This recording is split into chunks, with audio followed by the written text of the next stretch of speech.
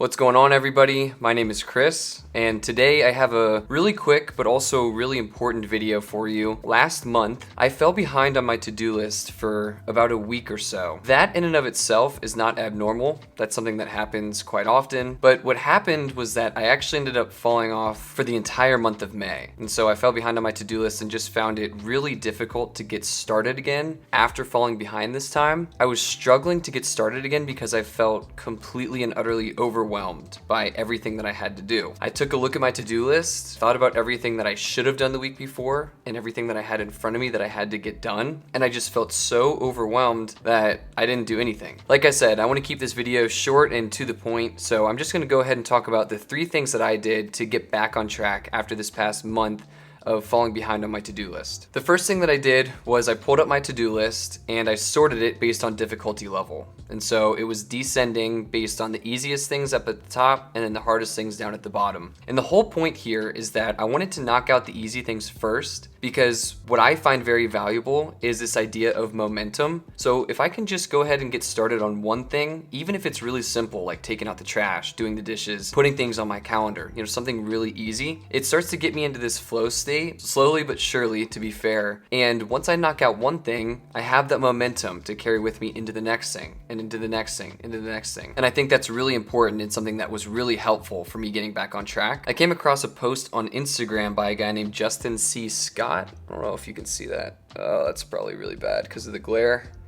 Anyways, I'll just go ahead and read it to you because I came across it while I was trying to get back on track and it was really helpful. It says, if you're just starting or if you've fallen off and need to get back on, focus primarily on building momentum. Every day you commit to what you need to, even if there's resistance, makes committing the next day easier.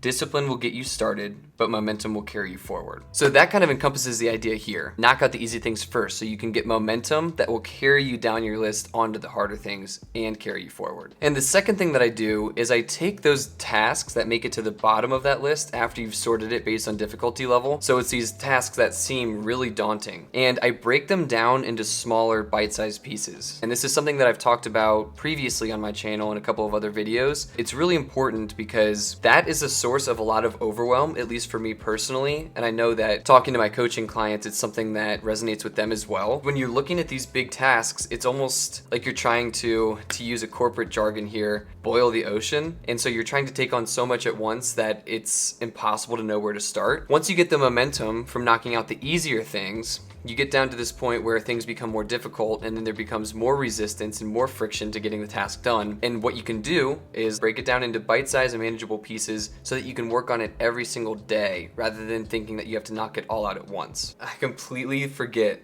the third thing on the list. Let's figure this out.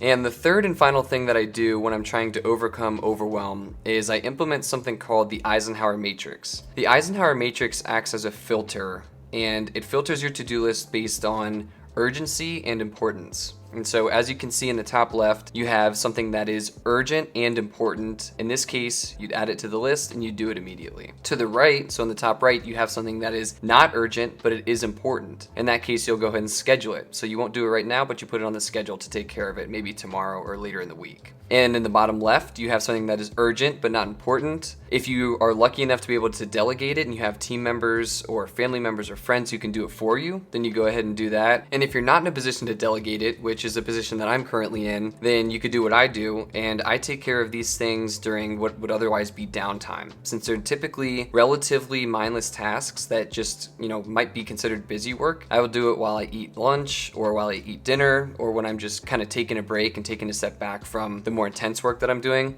That's when I'll take care of the stuff in the bottom left. And then finally, you have the stuff in the bottom right. That's stuff that's not urgent and it's also not important. And you can see some of the examples here, like social media, watching TV, video games, etc.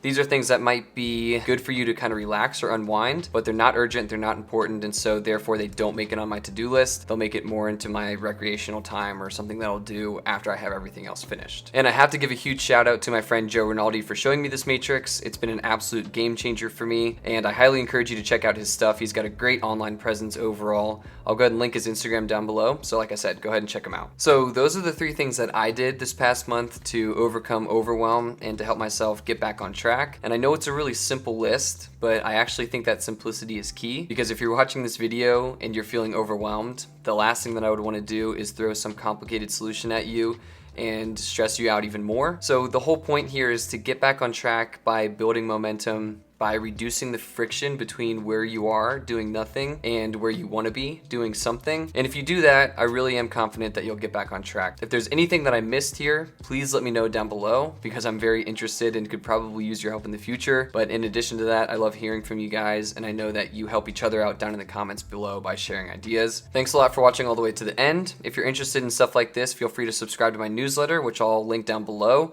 I talk about these kind of ideas on a weekly basis and send them out every Thursday. If you got value from this video, feel free to like it so that YouTube pushes it out to more people. And if you want to see content like this in the future, feel free to subscribe. Live your life to the fullest, and I'll see you next time.